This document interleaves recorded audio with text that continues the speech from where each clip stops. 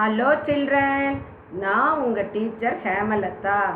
5th standard 3rd term science unit 3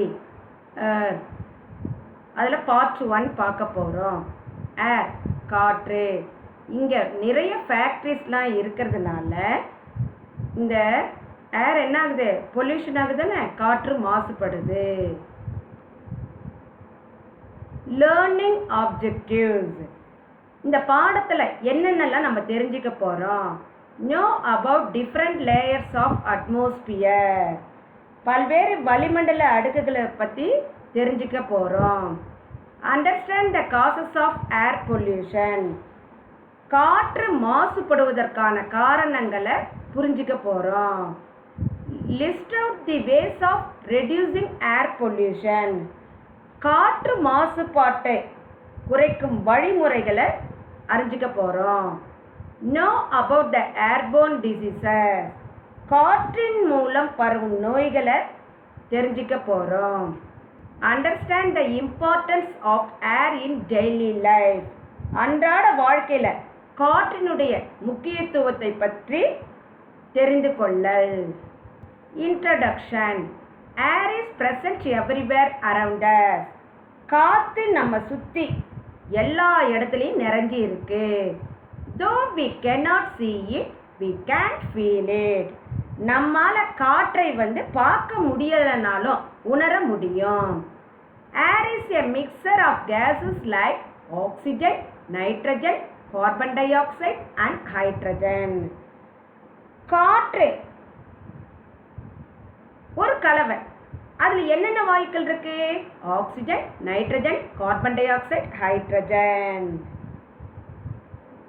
These gases act as envelope around the earth and form the atmosphere. It is the presence of atmosphere that makes the earth a suitable place for living. இந்த வாயுக்கள் பூமியை ஒரு போர்வை போல மூடி வளிமண்டலத்தை உருவாக்குது. இந்த வளிமண்டலம் பார்த்தீங்கன்னா பூமியில் நாம் வாழ்வதற்கு ஏற்ற இடமா மாற்றுது. In the recent years, more number of industries has been established and they release excess of harmful gases like carbon dioxide into the atmosphere. சமீப காலத்தில் அதிக எண்ணிக்கையில் தொழிற்சாலைகள் நிறுவப்பட்டு வருது. இதனால் என்ன ஆகுதுன்னு பார்க்கலாமா? Because of that, air is polluted more than ever before. இதனால் காற்றானது முன்பு இருந்ததை காட்டிலும் அதிக அளவு மாசு அடைஞ்சிருக்கு. In this lesson, we are going to study about different layers of atmosphere, air pollution, airborne diseases, and the measures to control air pollution. இந்த பாடத்தில் வளிமண்டலம்ன்றது சொன்னதானே, அந்த வளிமண்டலத்தில் உள்ள காற்று அடுக்குகள், அப்புறம் காற்று மாசு அடைதல், காற்றின் மூலம் வரும் நோய்கள், அப்புறம் காற்று மாசுபடுத்துதலை கட்டுப்படுத்தும் முறைகள், இதை பற்றிலாம் தெரிஞ்சுக்க போகிறோம். அட்மாஸ்பியர், வளிமண்டலம். The earth is surrounded by a layer of gases which is called the atmosphere. பூமியானது பல்வேறு வாயுக்களின் அடுக்குகள்னால சூழப்பட்டுள்ளது. இதுக்கு பேர் வளிமண்டலம்னு சொல்லுவோம், அட்மாஸ்பியர்.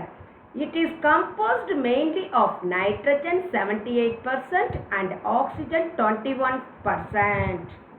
இதில் முக்கியமாக நைட்ரஜன் 78% இருக்கு, ஆக்சிஜன் 21% இருக்கு. Other gases like carbon dioxide and argon comprise 1% of the atmosphere by volume. இதில் 1% கார்பன் டை ஆக்சைடோ ஆர்கான் போன்ற மற்ற வாயுக்களும் நிறைஞ்சி இருக்கு. The atmosphere is like a blanket that surrounds the earth. இந்த வளிமண்டலம் இருக்குதானே, அது பூமியை ஒரு கம்பளி போல மூடி இருக்கிறதுனால பூமியில் அதிக குளிரிலிருந்தும் அதிக வெப்பத்திலிருந்தும் இந்த வளிமண்டலம் பாதுகாக்குது. ஏன்னா பூமி அது ஒரு போர்வை போல மூடி இருக்கு. It protects the earth from the getting too cold or too hot. இந்த பூமியை அதிக குளிர்ல இருந்தும் அதிக வெப்பத்திலிருந்து பாதுகாக்குது. ஏன்னா இது பூமியை ஒரு கம்பளியை போல மூடி இருக்கு. Atmosphere is divided into 5 different layers. வளிமண்டலம் 5 வெவ்வேறு அடுக்குகளால் பிரிக்கப்பட்டிருக்கு. The layers from the bottom upwards are called troposphere, stratosphere, mesosphere, thermosphere and exosphere. கீழிருந்து மேலே அவை பார்த்தீங்கன்னா ட்ரோபோஸ்பியர் அடிவளிமண்டல அடுக்கு, ஸ்ட்ராட்டோஸ்பியர் படைமண்டலம், மீசோஸ்பியர் இடைமண்டலம், தெர்மோஸ்பியர் வெப்பவளி மண்டலம். அடுத்தது எக்ஸோஸ்பியர் அயனி அடுக்குன்னு சொல்லுவோம். ஃபர்ஸ்ட் பார்க்க போகிறது troposphere. The troposphere is the lowest layer of the atmosphere. அடிவளிமண்டல இருக்குதானே, இதுவே வளிமண்டலத்துல மிக தாழ்வான அடுக்கு. From the sea level it extends up to about 10 km. கடல் மட்டத்திலிருந்து 10 கிலோமீட்டர் வரை காணப்படுது. It is the densest layer and almost 75% of the air in the atmosphere is found in this layer. வளிமண்டலத்தில் உள்ள காற்றுல 75% இங்கே தான் இருக்கு, ட்ரோபோஸ்பியர்ல தான் இருக்கு. This layer also has water vapor. இதில் நீராவியும் இருக்கு. We live in the troposphere and most of the weather, clouds, rain, snow is found in this layer. இந்த அடுக்கில் தான் நம்ம உயிர் வாழ்ந்து கொண்டு இருக்கிறோம். இந்த வானிலை காரணிகளான மேகம், மழை, பனி இங்கு தான் அதிக அளவில் இருக்கு. அனைத்து வானிலை மாற்றங்களும் இந்த ட்ரோபோஸ்பியரில் தான் நடக்கும். இப்போ நான் பிக்சரை பார்த்து காமிக்கிறேன், நீங்கள் புரிஞ்சுக்கோங்க. இதுதான் ட்ரோபோஸ்பியர். இது தாழ்வான அடுக்கு.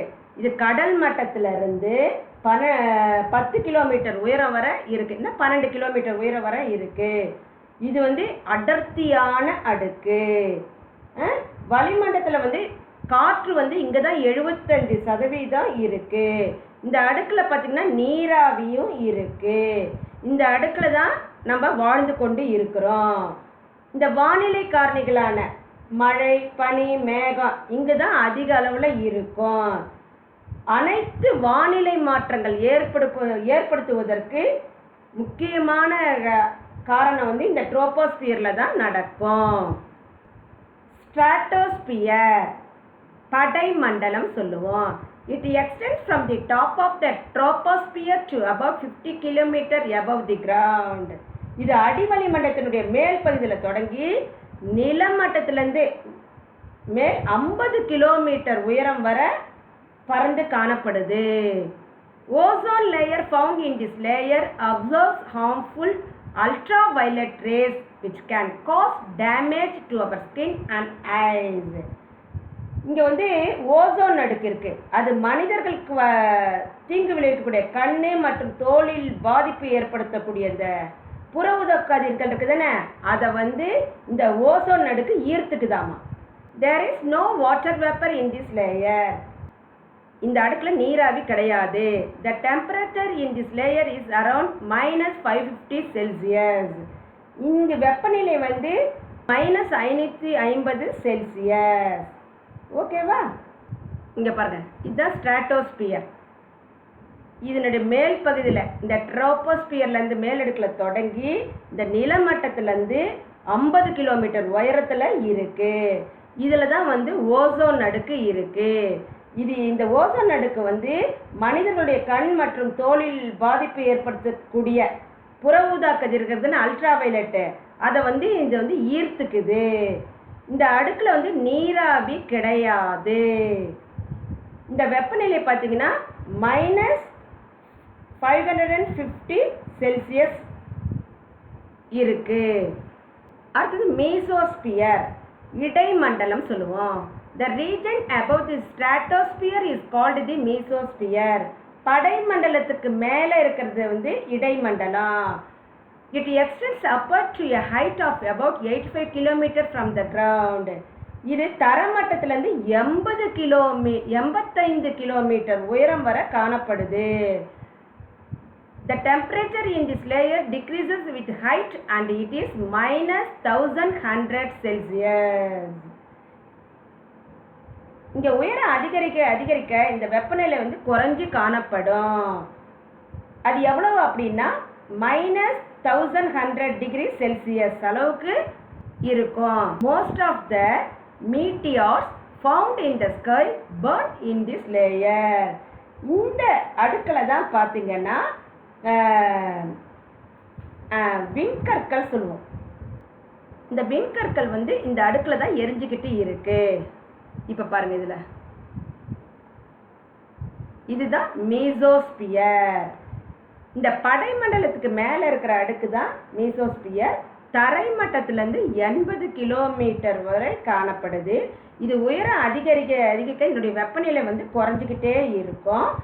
இங்கே பார்த்தீங்கன்னா -1100 செல்சியஸ் அளவுக்கு தான் இருக்கும். அப்புறம் இந்த அடுக்கில் பார்த்தீங்கன்னா விண்கற்கள் மீட்டியாஸ் இங்கே தான் எரிஞ்சுக்கிட்டே இருக்கு பாருங்க விண்கற்கள்.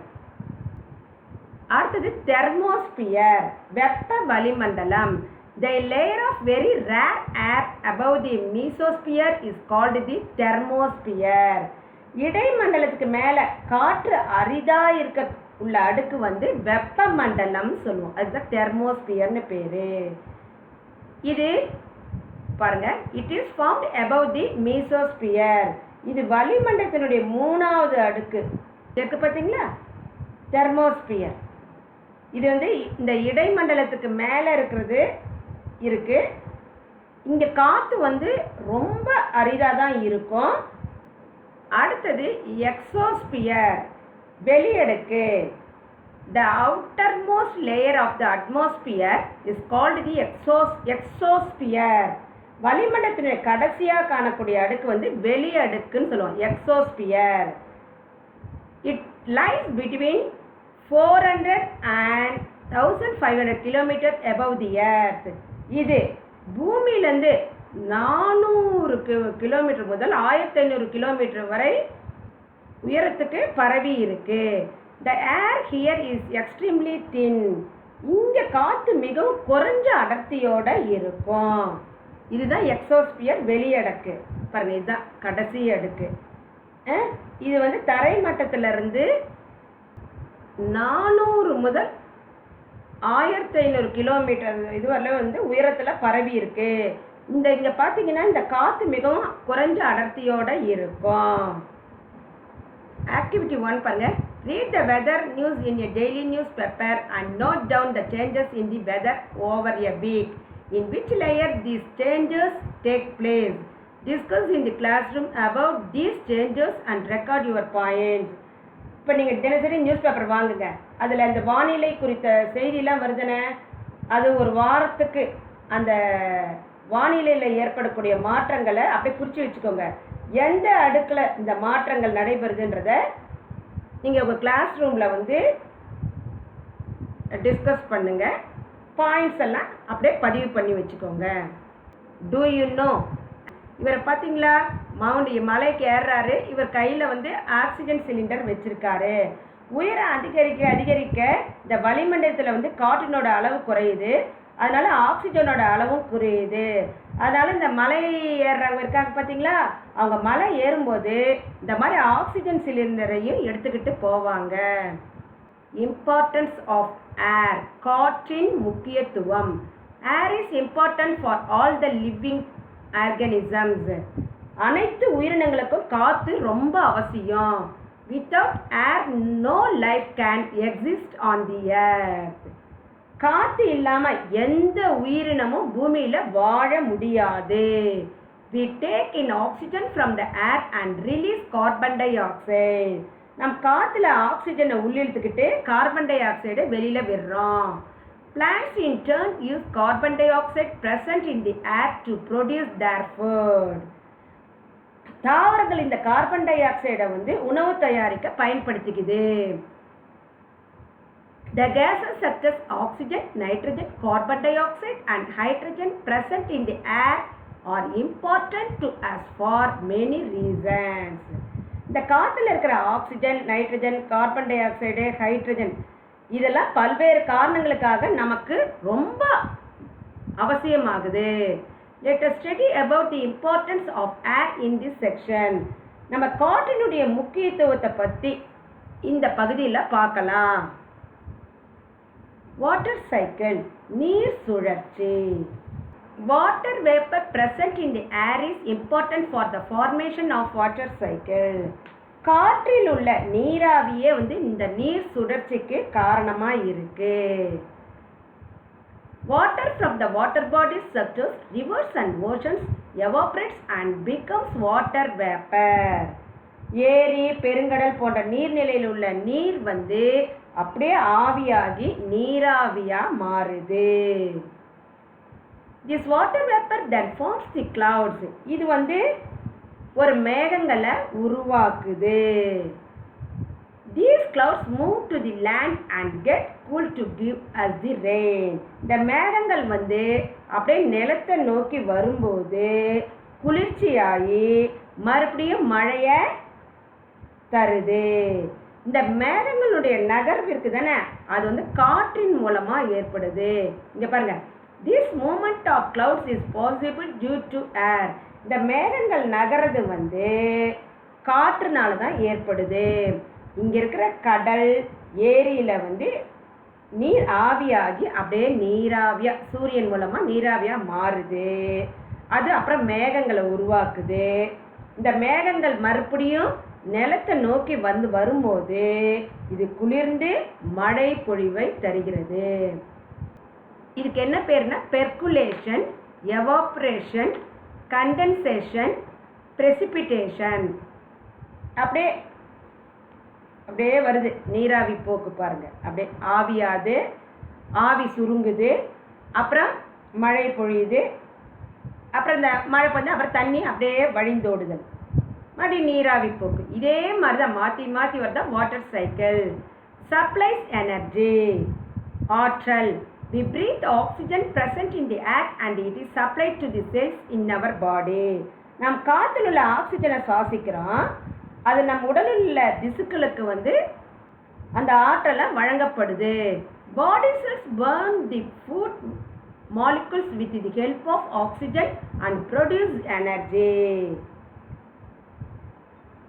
இந்த உடல் செல்கள் ஆக்சிஜனுடைய உதவினால உணவு மூலக்கர்களை எரித்து நமக்கு தேவையான எனர்ஜியை தருது. With this energy we do all kinds of work. இந்த எனர்ஜியினுடைய ஹெல்ப்னால தான் நம்ம பல்வேறு வேலைகளை நல்லா செய்யறோம். Sound travels through air. காற்றின் வழியே ஒலி பயணிக்கிறது. ஒலினா சத்தம். We hear many things from the surrounding and people hear what we speak. நம்ம சுற்றுப்புறத்துல பல்வேறு சத்தத்தை கேட்குறோம். அதே மாதிரி மற்றவங்க பேசுறதையும் நம்ம பேசுறதையும் மற்றவங்க கேட்குறாங்க, மற்றவங்க பேசுறதையும் நம்ம கேட்குறோம். This is possible due to air because sound needs a medium to travel. இது காற்றின் மூலமாக தான் இது நடைபெறுது. Sound travels from the point of generation to the listener through air. ஒரு ஒளி பரவு காற்று போன்ற ஒரு ஊடகம் தேவை. இப்போ இந்த ஒளி பரவணும்னா அதுக்கு ஏர் தேவை. அப்போ அது உருவாகும் இடத்துலேருந்து கேட்பவருக்கு, அப்போ எங்கேருந்து உருவாகுதோ அதுலேருந்து அந்த யார் கேட்குறாங்களோ அவங்களுக்கு காற்று மூலமாக ஒளி கடந்து போகுது.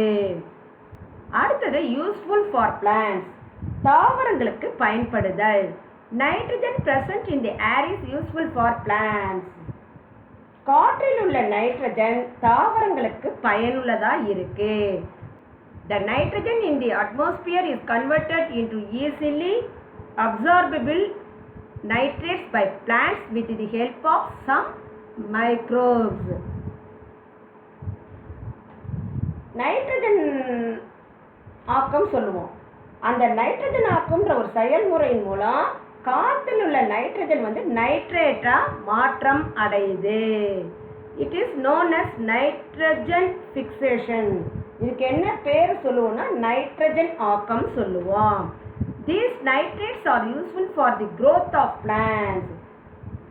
இந்த நைட்ரேட்டுகள் வந்து இந்த செடியோட வளர்ச்சிக்கு மிகவும் பயனுள்ளதாக இருக்கு. Also air is helpful for the pollination of plants.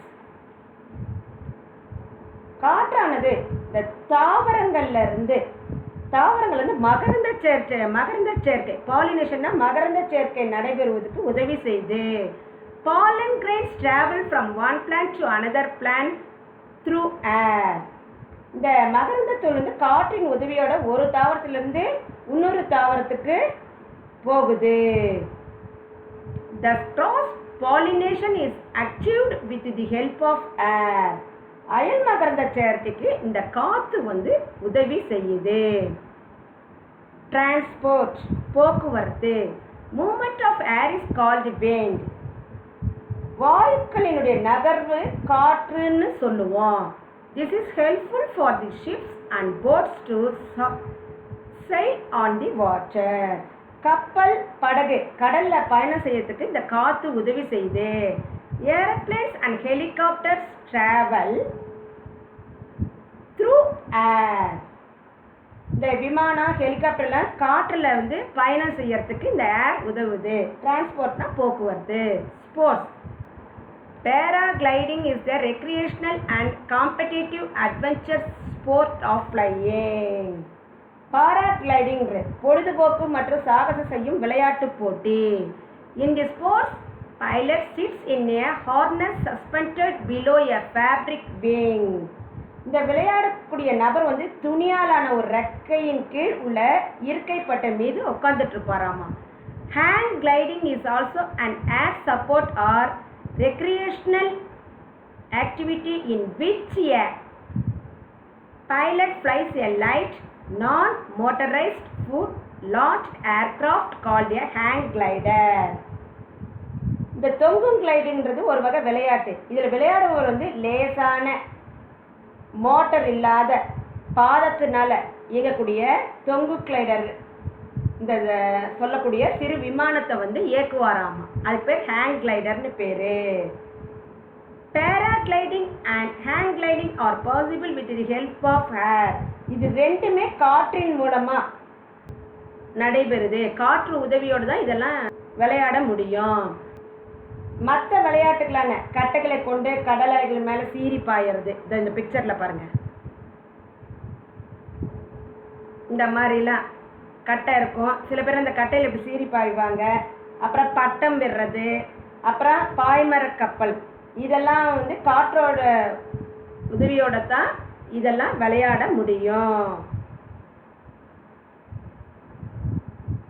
Do you know bir billing in Joginder Nagar Valley of Himachal Pradesh is known as paragliding capital of India. In Tamil Nadu, Yelagiri is a good paragliding spot. Himachal பிரதேசத்தில் இருக்கிற ஜோகிந்தர் நகர் பள்ளத்தாக்கு இருக்கு. அதில் பிர்பில்லிங்கிற ஒரு மலை பிரதேசம் தான் வந்து paragliding விளையாட்டினுடைய தலைநகரம்னு சொல்கிறோம். தமிழ்நாட்டில் பார்த்தீங்கன்னா ஏலகிரி மலை இருக்குது தானே, அது வந்து பாராகிளைடிங் விளையாட்டுக்கு ஏற்ற இடம். அடுத்து parachutes and hot hair balloons. Parachutes and hot air balloons are used to land from above. In case of emergency, people use parachutes and come down slowly and safely with the help of air. Parachute இந்த வெப்பக்காத்து balloon வந்து மேலிருந்து கீழே இறங்கிறதுக்கு உதவி செய்து. ஏதோ ஒரு ஆபத்தான அவசர காலத்தில் மக்கள் வந்து இந்த பாராசூட்டையும் இந்த வெப்பக்காத்து பலூனையும் பயன்படுத்தி மெதுவாகவும் பாதுகாப்பாகவும் கீழே இறங்குவாங்க. Wind energy. விண்ட் எனர்ஜி காற்று ஆற்றல். Air flows from a region of high pressure to low pressure. வாயுக்கள் அழுத்தம் அதிகம் உள்ள இடத்துலேருந்து அழுத்தம் குறைந்த இடத்துக்கு போகுது. This flow of air at high speed is called wind. இந்த ஓட்டத்துக்கு காற்றுன்னு பேர். இந்த மாதிரி அதிக அழுத்தம் உள்ள இடத்துலேருந்து குறைந்த அழுத்தம் இடத்துக்கு போகிறதுக்கு இந்த காற்று ஓட்டத்துக்கு காற்றுன்னு பேர். This wind is used to generate electric power with the help of windmills. இந்த காற்றாலைகளுடைய உதவியோட மின்சாரம் தயாரிக்க இந்த காற்று உதவி செய்து காற்று ஆற்றல்னு பேர். இதோட இந்த பார்ட் 1 கிளாஸ் முடிஞ்சது. இதனுடைய கண்டினியூஷனை பார்ட் 2ல பார்க்கலாம். Thank you children.